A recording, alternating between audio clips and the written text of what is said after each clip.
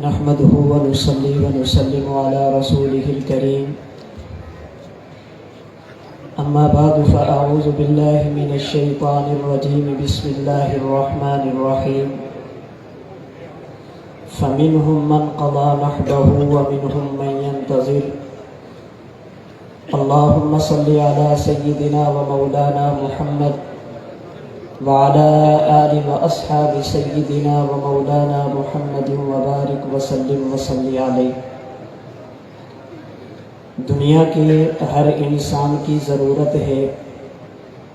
کہ وہ رسول اللہ صلی اللہ علیہ وسلم کو آخری نبی مانے۔ ہر کلمہ گو مسلمان کی ضرورت ہے اللہ کے نبی صلی اللہ علیہ وسلم کو آخری نبی مانے، آقا کی ختم نبوت کو سمجھے، آقا کی ختم نبوت کی نشر و اشاعت کرے، اللہ کے نبی کی ختم نبوت کا تحفظ کرے، اور کوئی شخص جناب رسول اللہ صلی اللہ علیہ وسلم کے بعد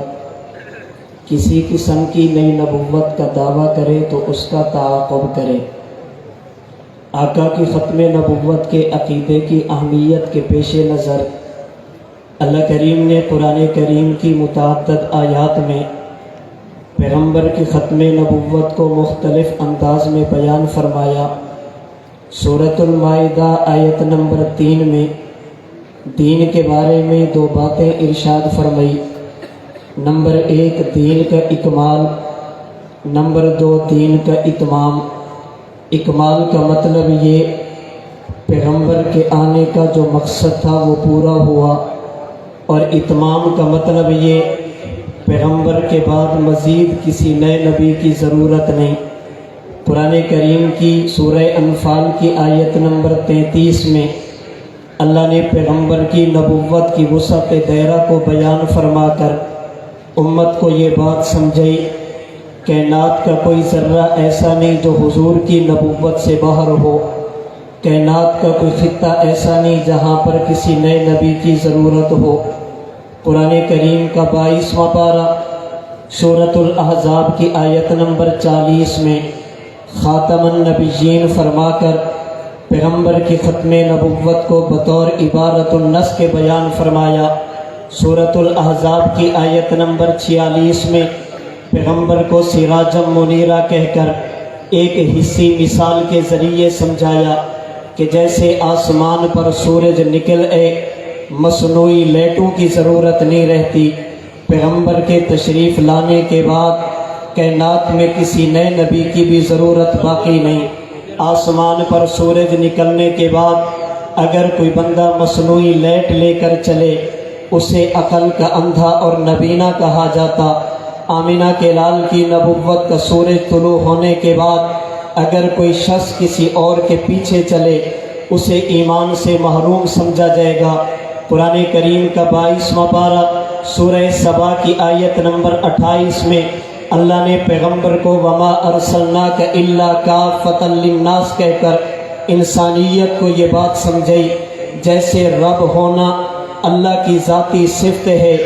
نبی ہونا محمد مصطفیٰ کی بھی ذاتی صفت ہے، جیسے انسانیت کا کوئی فرد خدا کی ربوبیت سے باہر نہیں نکل سکتا، ایسے ہی انسانیت کا کوئی فرد پیغمبر کی نبوت کے دائرے سے بھی باہر نہیں نکل سکتا۔ پیغمبر کی ختم نبوت کی اہمیت تھی جسے آمینہ کے لال نے اپنے مختلف فرامین میں بیان فرمایا، اور آمینہ کے لال نے ایک منٹ کے لیے بھی اپنی نبوت کے بعد کسی نبی کی نبوت کو تسلیم نہیں فرمایا۔ کبھی آپ نے حصی مثال دے کر امت کو یہ بات سمجھائی جیسے کسی مکان کی آخری اینٹ لگا کر مکان کی تعمیل پوری کی جاتی۔ اللہ نے مجھ محبت کا تاج سجا کر قصر نبوت میں بخاری شریف کی روایت کے مطابق آنے والی خاتون کو یہ کہہ کر علم تجدینی فاتی ابا بکر، انسانیت کو درس دیا میرے بعد ابو بکر صدیق جانشین تو ہو سکتا ہے،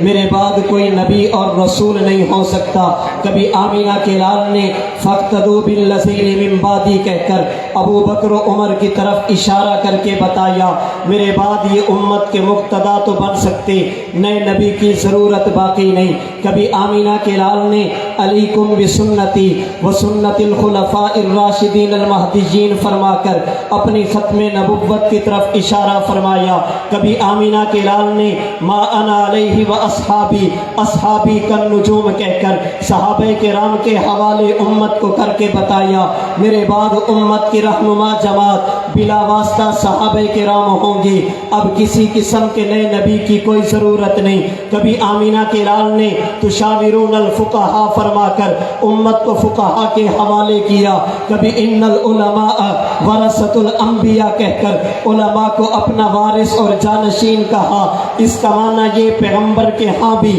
اپنی ختم نبوت کا عقیدہ اہم تھا۔ آئیے صحابہ کرام کی زندگی کو دیکھیں۔ جنگ یمامہ میں 1200 صحابہ اور تابعین نے اپنی جان کا نذرانہ پیش کر کے پیغمبر کی ختم نبوت کی اہمیت کو بیان فرمایا۔ الاصابہ فی تمییز الصحابہ کی روایت کے مطابق سیدنا حبیب بن زید انصاری نے اپنے جسم کے ٹکڑے کرا کر بتایا اگر پیغمبر کی نبوت اور ختم نبوت کے تحفظ کے لیے اپنے جان کے ٹکڑے بھی کرانے پڑے، رب محمد کی قسم یہ سودا مہنگا نہیں۔ صحابہ کرام نے سیدنا صدیق اکبر کے ہاتھ پر بیٹھ کر کے بتایا اب امت کے رہنما امتی ہوں گے، امت کی رہنمائی کے لیے کسی نئے نبی کی کوئی ضرورت نہیں۔ متکلمین نے پیغمبر کی ختم نبوت کے عقیدے کو ضروریات دین میں شامل کر کے اس کی اہمیت کو بیان فرمایا۔ فقہاء کے سرتاج سید الفقہاء حضرت امام اعظم ابو حنیفہ نے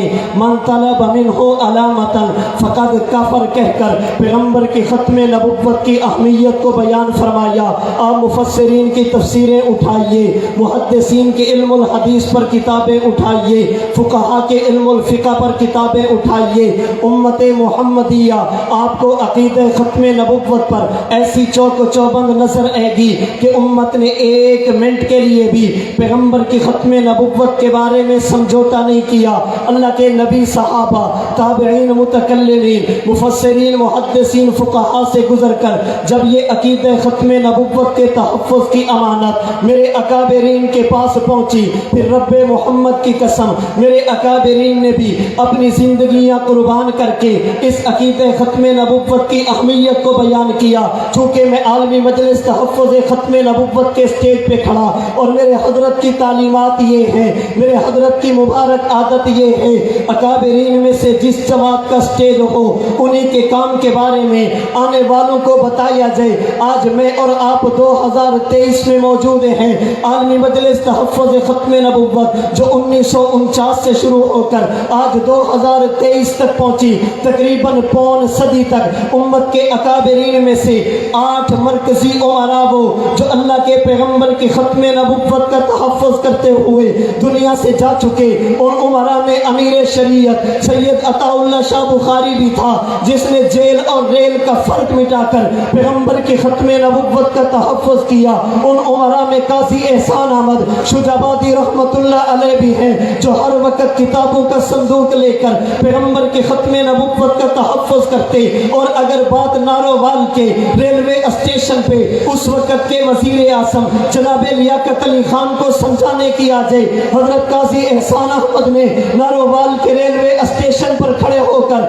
مجھے اور آپ کو بتایا پیغمبر کی ختم نبوت کا عقیدہ یہ 1-2 دن کا عقیدہ نہیں، یہ کسی ایک مقام کا عقیدہ نہیں۔ کائنات کے جس خطے پہ چلے جاؤ پیغمبر کی ختم نبوت کا تحفظ کرنا۔ ان امراء میں ایک نام مجاہد ختم نبوت حضرت مولانا محمد علی جلندری رحمت اللہ علیہ کا بھی تھا، جنہوں نے کہا تھا دنیا والوں میرا وجدان کہتا ہے ایک وقت آئے گا جب پیغمبر کی ختم نبوت کا نام لینا بھی جرم ہوگا، لیکن قادیانیوں تم یاد رکھنا اگر تم چاند کی بلندی تک بھی پہنچ گئے رب محمد کی قسم محمد کے غلام تمہیں وہاں بھی نہیں چھوڑیں گے۔ میرے اکابرین نے مجھے اور آپ کو یہاں تک کھڑا کیا گیا میرے ان اکابرین میں، ان عمراء میں ایک نام حضرت مولانا محمد یوسف بنوری رحمت اللہ علیہ کا بھی تھا، جو 74 کی تحریک میں جب بھی بنوری ٹاؤن سے نکلتے اپنا کفن ساتھ لے کر چلتے اور حضرت مولانا مفتی ولی حسن کو فرماتے اگر میں آ گیا تو فبیہا، اگر میں نہ آیا اس مدرسے کی ذمہ داری آپ پر۔ اکابرین میں ایک نام حضرت مولانا لال حسین اختر رحمت اللہ علیہ کا بھی تھا، جنہوں نے قادیانیوں کا ناکہ اس حد تک بند کیا، انہوں نے 2 مرتبہ اپنے اخبار الفضل میں اشتہار دیا احمدیوں لال حسین اختر سے بچ کر رہنا، کبھی اس کا سامنا نہ کرنا۔ ان عمراء میں ایک نام خواجہ خواجگان حضرت مولانا خواجہ خان محمد صاحب رحمت اللہ علیہ کا بھی تھا، جن کی نگاہ نے لاکھوں دنیا کی زندگی کو تبدیل کر کے رکھ دیا۔ ان عمراء میں ایک نام محدث العصر حضرت مولانا عبد المجید لدھیانوی رحمت اللہ علیہ کا بھی تھا، جو بار محالہ لا محالہ اور بغیر کسی شک و شبہ کے اپنے وقت کا حکیم العصر تھا۔ ان میں ایک نام شیخ الحدیث حضرت مولانا ڈاکٹر عبد الرزاق اسکندر رحمت اللہ علیہ کا۔ یہ صرف جماعت کے 8 عمراء تھے جنہوں نے اپنی بیماری کو کمزوری نہیں بننے دیا، اپنے سفر کو کمزوری نہیں بننے دیا، اپنی مصروفیت کو کمزوری نہیں بننے دیا، پیغمبر کی ختم نبوت کا تحفظ کیا اور آخری دم تک کیا۔ آج امیر مرکزیہ حضرت خاکوانی صاحب دامت برکاتہم العالیہ ہزار مصروفیات کے باوجود بھی مجھے اور آپ کو اپنے پیغمبر کی ختم نبوت کے تحفظ کے لیے میدان میں لے کر چل رہے۔ آئیے عالمی مجلس تحفظ ختم نبوت کے ان اکابرین کو، شہین ختم نبوت دامت برکاتہم العالیہ کو یقین دلائیے پیغمبر کی ختم نبوت کے تحفظ کے لیے آپ اکیلے نہیں، ہم ہر میدان میں آپ کے ساتھ ہوں گے۔ پیغمبر کی ختم نبوت کا تحفظ یہ فقط 2 دن کی کانفرنس کا نام نہیں، بلکہ ہم پوری زندگی اس عزم کے ساتھ یہاں سے جائیں گے کہ ہمیں ختم نبوت کا، ہمیں پیغمبر کی ہمیں ختم نبوت کا اب کام کرنا ہے، ہمیں ختم نبوت کا اب کام کرنا ہے۔ بنے گا جو رکاوٹ تو اسے ناکام کرنا ہے، نبی کی ذات کی خاطر جگائیں گے اس امت کو، لٹا کر زندگی اپنی نبی کے نام کرنا ہے۔ محمد نے ہے فرمایا کہ میں ہوں آخری مرسل، محمد نے ہے فرمایا کہ میں ہوں آخری مرسل۔ ہمیں اعلان یہ دوستو صبح اور شام کرنا ہے، اور ہمیں اس بات میں دوستو یہ جرت دی بخاری نے، ہمیں اس بات میں دوستو یہ جرت دی بخاری نے کہ مرزے کی خباثت کو تمہیں بس عام کرنا ہے۔ آئیے اس عزم کے ساتھ میدان میں نکلیں گے، ہم آخر دم تک پیغمبر کی ختم نبوت کی اشاعت بھی کریں گے، تحفظ بھی کریں گے، پیغمبر کی ختم نبوت کا دفاع بھی کریں گے۔ اللہ اس کے لیے مجھے بھی قبول فرمائے، اللہ آپ کو بھی قبول فرمائے۔